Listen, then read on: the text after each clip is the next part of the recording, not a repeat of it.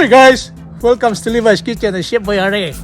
I'm your host, Levi's Mendoza. Today, or ngayong araw na ito, I'm gonna show you guys how to marinate a nice and yummy, tasty barbecue pork. With my secret ingredients I'm gonna share with you guys. Again, paman, before we start, can I get one share, subscribe, and leave a comment below para palagi po kayong updated sa aking mga vlogs. And again, let's get it on and start preparing. These are all the ingredients that we're gonna use to make barbecue.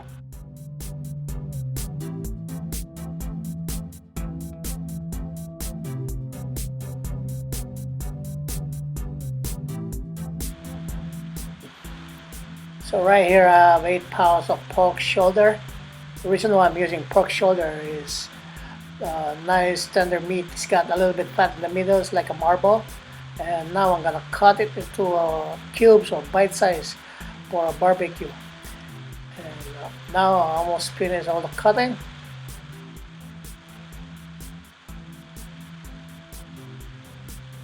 This is the way I cut it, and this is the way I want it. It's a little bit fatty in the middle. It's what they call marble. Okay, let's marinate this baby up. Right here I got 4 tablespoons of light soy sauce, 100 grams of vinegar, 4 tablespoons of dark soy sauce, 1 tablespoon of pork powder, 1 teaspoon of black pepper,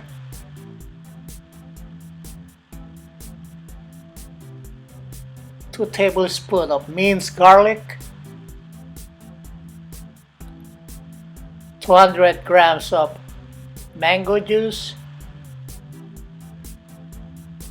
2 tablespoons of cornstarch to keep the meat tender all the time, 1.5 tablespoons of brown sugar,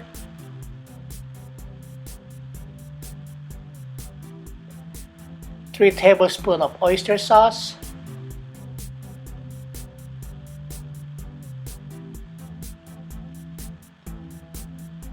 150 grams of banana sauce or banana ketchup.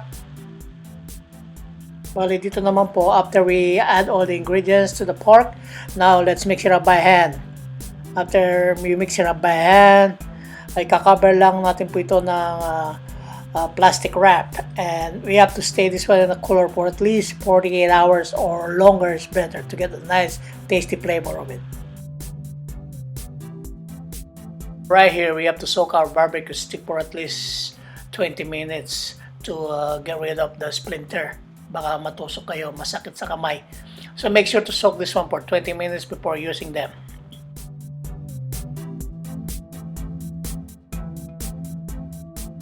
So mga kababayan, let's skewer our barbecue pork. Ang gagamitin ko rito, almost 4 pieces lang. Kasi the way I cut the pork is a little bit thick. So ang lalagay sa isang stick na skewer, bali 4 lang. Ito palang recipe ito, you could also add lemongrass. It's optional if you want to or not. Some people does. Ako gusto ko may lemongrass. But this time, I don't really have lemongrass kaya hindi ko siya ginamitan. Add lemongrass, it tastes a lot better. Yun lang po ang payo. So mga kaibigan, mga kababayan, baloy tapos na po itong pagtutuhog na ng barbecue. Our barbecue is almost done to be skewered. What I did to it, ginamitan ko pa pala siya ng 1 stem of lemongrass. Pinokpok ko lamang siya, or I put in a blender to turn the puree, and then I add to my marinated para to give more flavor to the meat, to the pork. Para kasi you know lemongrass, it gives so much aroma flavor to it, right? It's optional. If you don't want to use it, don't use it. But me, I like using lemongrass. Okay, so that's it.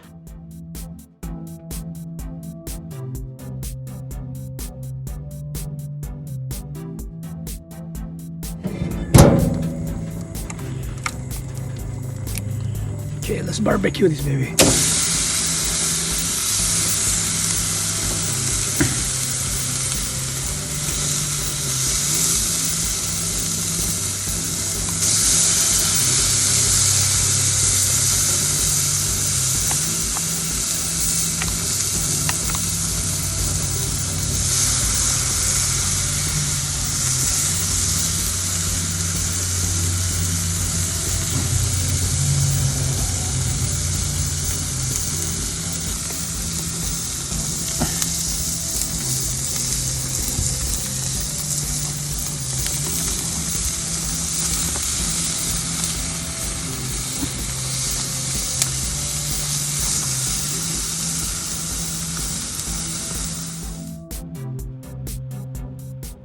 So bali rito mga kaibigan, malapit ng maluto po yung ating barbecue. Let me just brush it a little bit more with the special sauce that I made. Ganyan lang po yan. This baby is done. Now we just have to put it in a special plate para lalong mas magandang tignan. Ika nga. Here's your yummy barbecue. So guys, here's your yummy barbecue that's been marinated for 2 days. Hope you enjoyed it and like it. It's so yummy. This baby's supposed to be so tasty. Full of flavor, for sure. Oh, hi guys, thanks for tuning once again. I hope you enjoyed that video that I shared to you a while ago. How to marinate a barbecue pork for 2 days or 48 hours. Hope you follow that step by step the way I did it. For sure you'll get it right. And then ganun pa man, I hope to see you guys again next time. Huwag po sana kayo magsawa sa kakapanood na aking mga vlogs because I got so much more recipe that I'm gonna share with you guys. Then again, thank you for watching. And you use your yummy barbecue pork that I just marinated 2 days ago. God bless and peace out.